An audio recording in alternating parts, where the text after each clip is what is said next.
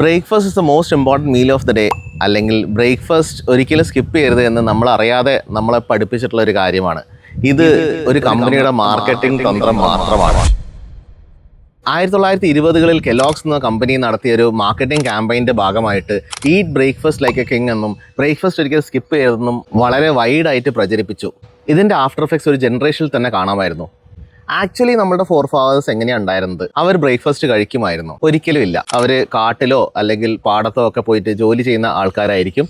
അപ്പോൾ അവർ early morning പോയിട്ട് ഒരു 10-11 മണിയോട് കൂടെ തിരിച്ച് വരുന്നുണ്ടാവും. ഭയങ്കര വെയിലൊക്കെ ആയിട്ടുണ്ടാവും. അപ്പോൾ തിരിച്ച് വന്നിട്ട് അവർ ഭക്ഷണം കഴിക്കും. ആ ഭക്ഷണം തലേ ദിവസത്തെ ലെഫ്റ്റ് ഓവർ ആയിരിക്കും. ഇന്ന് നമ്മൾ പറയുന്ന പ്രോബയോട്ടിക് റിച്ച് ആയിട്ടുള്ള പഴങ്കഞ്ഞി പോലത്തെ കാര്യങ്ങളായിരിക്കും.